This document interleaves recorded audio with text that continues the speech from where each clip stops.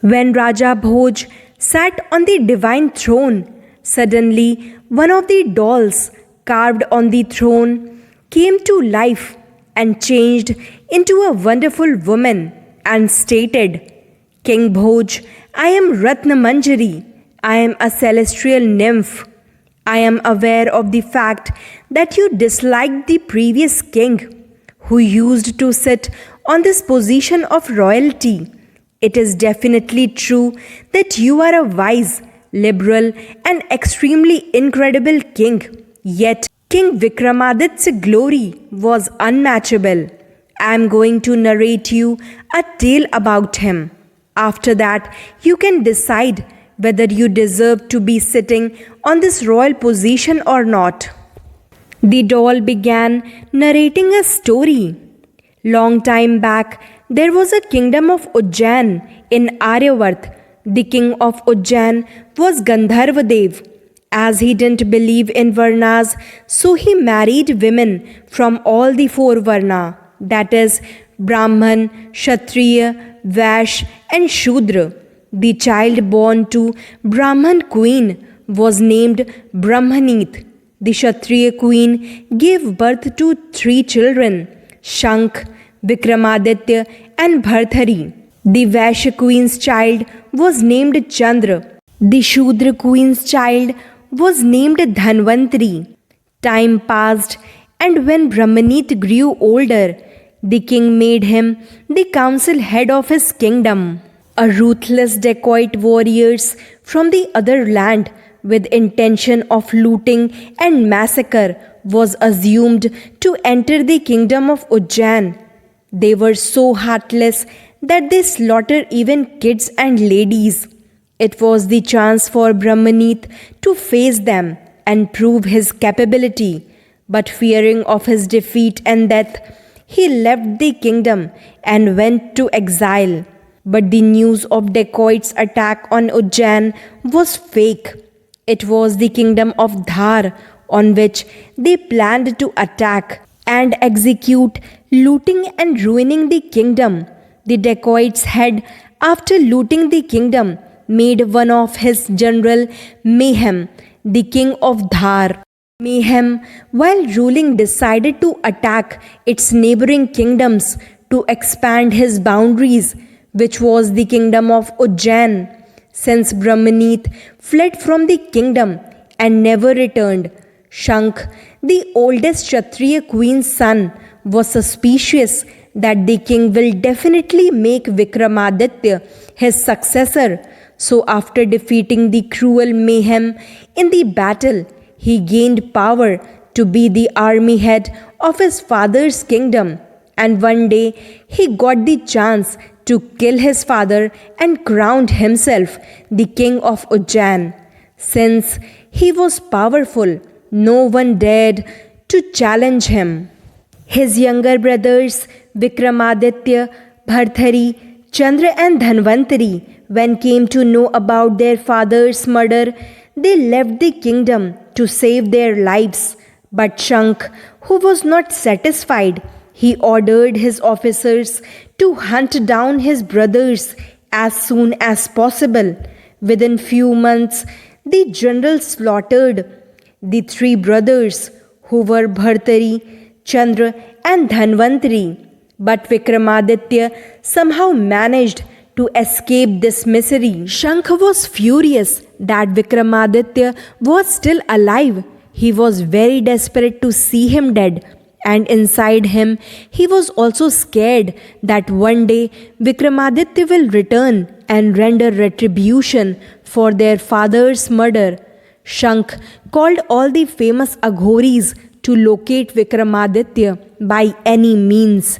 The Aghoris spent days and finally they came up with the answer. They said to Shankh, Your Majesty, Vikramaditya is living in the backwoods and performing penance. He is bound to be an incredible and eminent ruler. After hearing all this, Shankh was concerned and tensed. He ordered his trained and deadly warriors to kill Vikramaditya. After long, endless days of search, Finally, they discovered him near a lake in a small hut.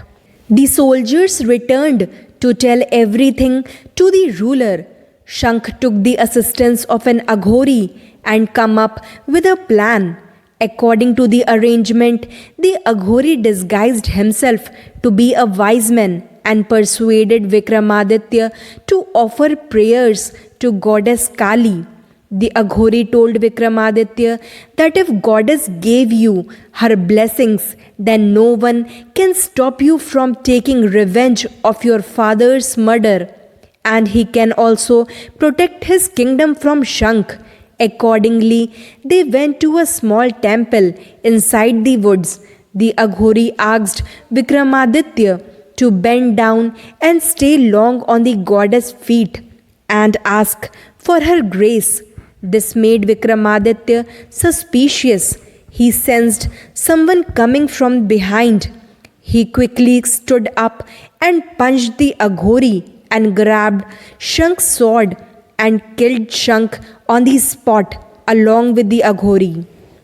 After the demise of Shank, Vikramaditya sat on the throne of Ujjain. He was an equitable and a mainstream ruler. The general population was pleased to have a ruler like him. Ratnamanjari then asked King Bhoj, "Do you know how Vikramaditya got this position of royalty on which you are attempting to sit?" She continued, "Vikramaditya was very fond of hunting. He once went to a forest. Deep inside it, he found a beautiful deer.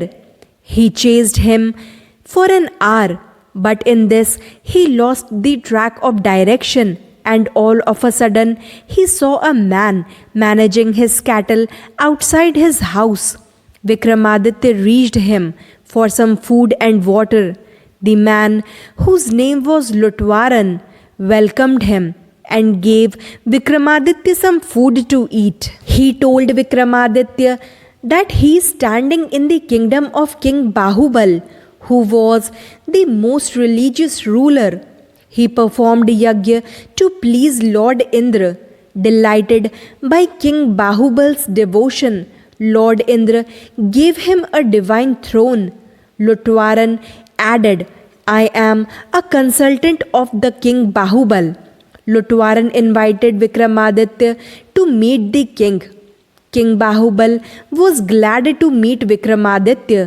He welcomed him and asked him to stay in his kingdom for a while. Vikramaditya accepted his request but decided to stay with Lutwaran in his house. Lutwaran was well aware of Vikramaditya's glory.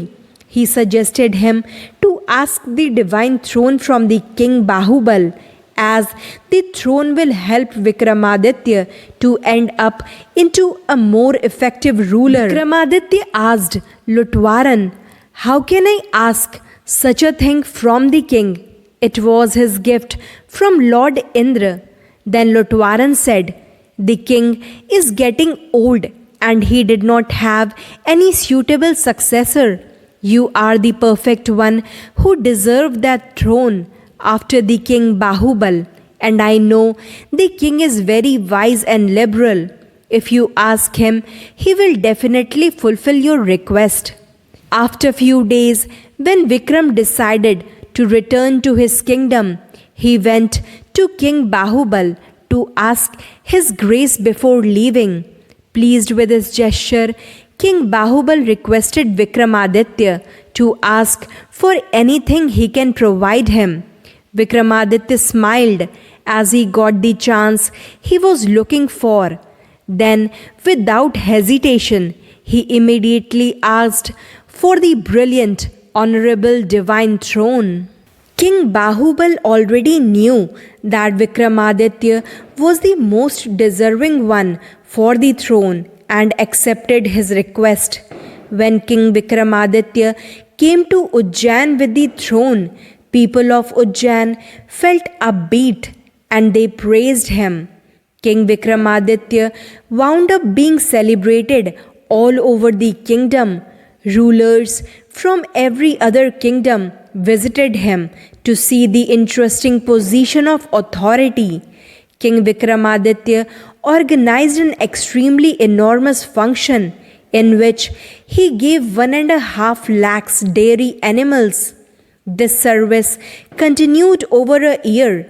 In the wake of portraying the story, Ratnamanjari asked Lord Bhoj, "Have you won this kingdom with indistinguishable valor as the King Vikramaditya did? Have you ever donated such a huge number of dairy animals to Brahmin or any valuable to your people?" She waited for his reply, then continued mocking him. "Your silence said everything. You are not suitable for this throne of power. You should leave it." Then Ratnamanjari again changed into a doll image and returned to her position on the throne. Bhoj felt apprehensive. He left his court and went to his room. He kept thinking about what she said and remained restless for the whole day. For the upcoming Singhasan Battisi tales, don't forget to like, share and subscribe the channel. Thank you.